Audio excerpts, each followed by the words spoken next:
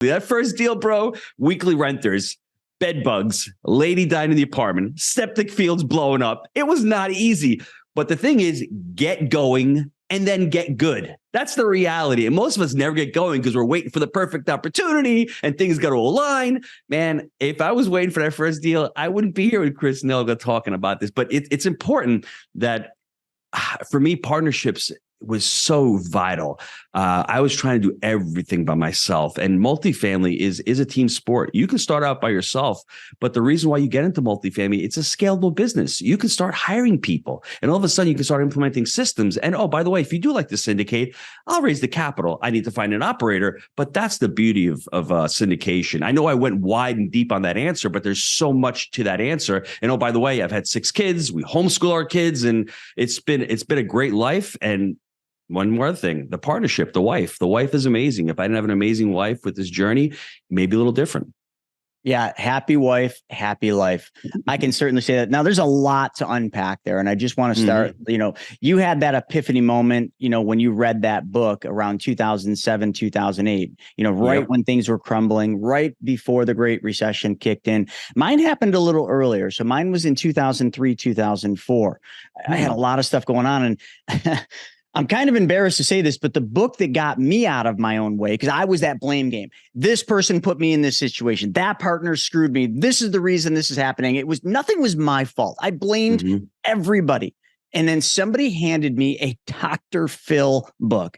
I know, but I read that Dr. Phil book, and that book was almost the same, right? It was about take responsibility for everything in your action or everything in your life, because even though you didn't create the problem, it's your problem. And nobody cares. And after I read that book, and it wasn't a big book, I still have it over in my bookshelf. I remember I was just like, that's right. God, that's so simple. Everything that's happened, everything that I'm dealing with, all this suffering, it's my problem. So I just got to deal with it. And that's when I started doing it. Now, I think the most important thing that you also pointed out is just that struggle. Like, you had to learn the hard way. Now, Jake, on the other hand, has had a nice, easy way, but somebody suffered and paid the price so that he didn't have to make the mistakes. And another thing I love, and I think this is a major mistake people are making, we're going to dive deep into this on the show, is you had mentioned it took you 18 months to find that first deal. Think about that. That's a long time. That's a lot of research. And I can't even imagine how many properties you looked at. Today, a lot of the investors, they're seeing a podcast, they're seeing an Insta story or something out there, and they're like, I'm going to get into real estate. And they're in a hurry. Everybody's in a rush to get rich and wealthy today. And there's a big difference between rich and wealthy. You hit on that. Rich people want to look rich. They want to act rich. Wealthy people, they don't always care about what they look like or what they're perceived at, but they've figured out one thing that the rich people haven't, and that is how not to give the money back. That's the secret sauce. Wealthy, the biggest difference is they don't give money back. Why are the Rockefellers wealthier and wealthier and wealthier as time goes by? Because they know how not to give it back and how to make it work for them. Where rich people, they just spend to look a certain part. One event happens and it's all over. And I think that's going to take me into this next part. I want to get right into it. We hit this offline, because every time I see somebody come to want to be on this show and I see multifamily, the first thing my mind goes to is, oh, they're trying to raise money for a syndication. And we hit that right off the bat. And you were like, I like syndication. We've done a couple syndications, but that's not our core business. We've done it just the onesies and twosies. And I think right now, and I'm going to upset a lot of people by saying this, but that's okay. I'm not out there trying to make friends right now. I think the syndication world is broken.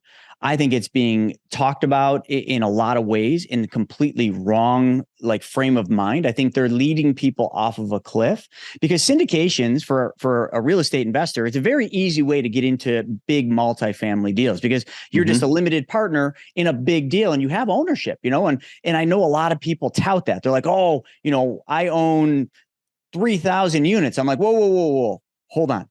Do you actually own the 3,000 units, or are you a fractional owner in a syndication that owns 3? Oh, no. Yeah, we're in the syndication. Yes. So you don't technically have ownership of 3,000. You have a fractional ownership share of 3,000 based on the 50,000 or 100,000 or 200,000 you put into the syndication, which is a big difference, because when you look at your 1,700 units, hey, I've got X amount of entities and they own these units, and they're all you. You created that, where the syndication, you're just taking a piece and jumping into it, which let me, and I'm trying not to go long on this, but I think right now in the economic cycle that we're in, and that's my field, money and economics and boring stuff, but it's walking people off of a cliff.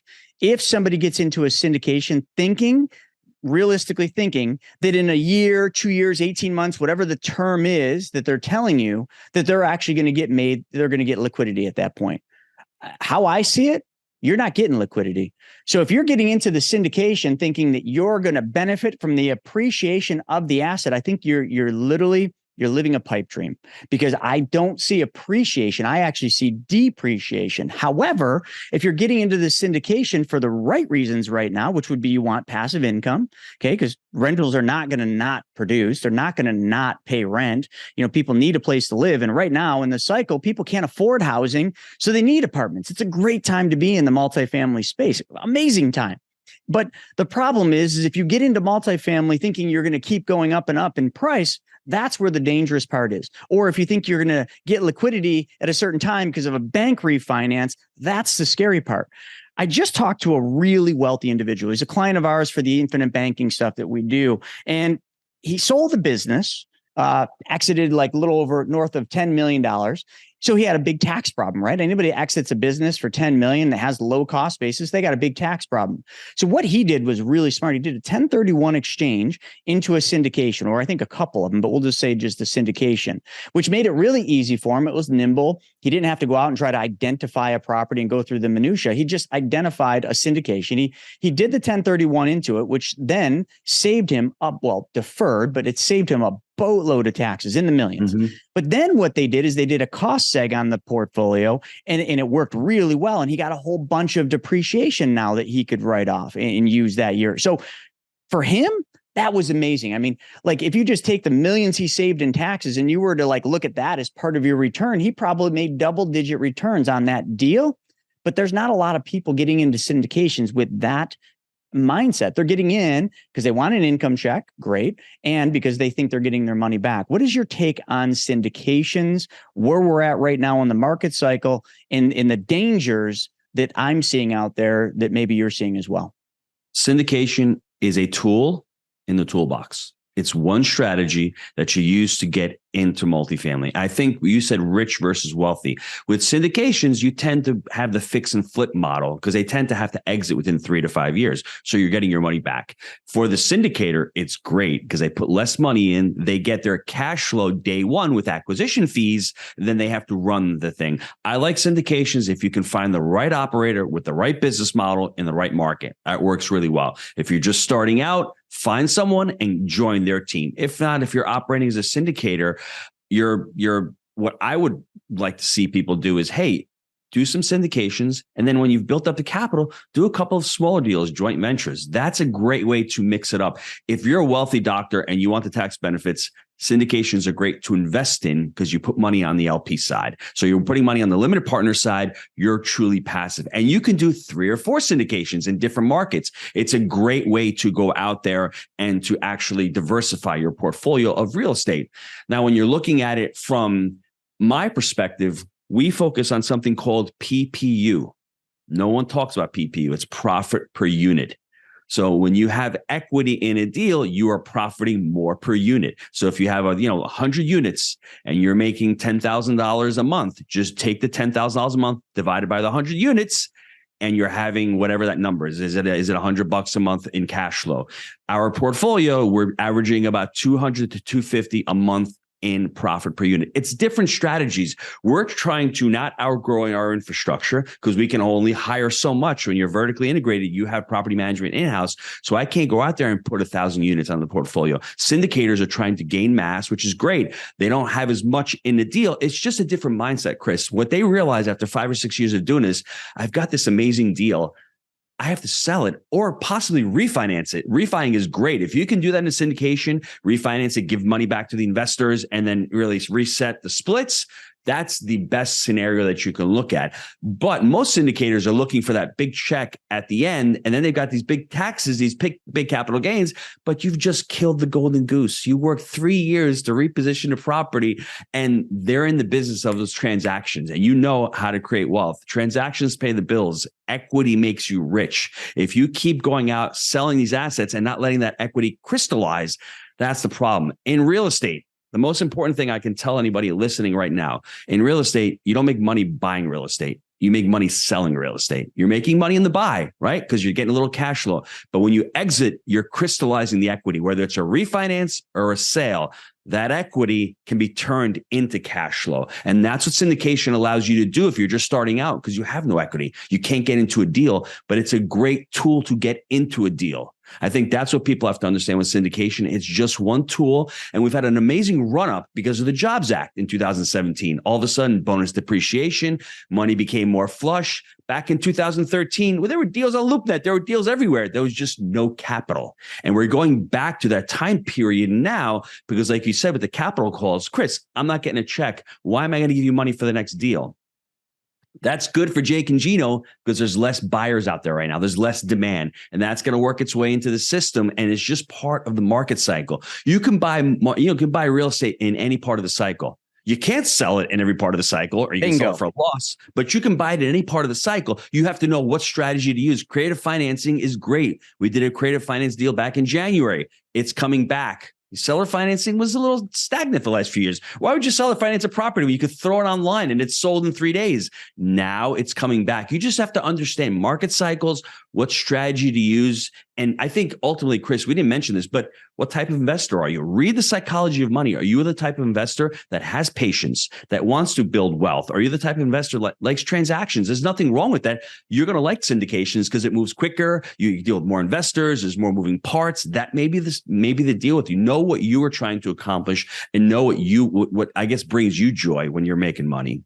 Now, an interesting thing is everything you just said is spot on, but you've been around the block a few times. There's so many real estate investors jumping into the market or coming into the market that are younger, that have never seen the downside of a market. They've only seen the longest bull run in history. They literally, it's a delusional thing. I mean, I think they realize that there could be a downside, but they've never seen it. So they've never experienced what that feels like or even looks like. So they just think that everything just goes up. I buy real estate and the price goes up, which for a lot of them, I mean, my gosh, I don't know the number, but if you were under 38, I think 38 years old, you've never realized or felt the impact of a recession.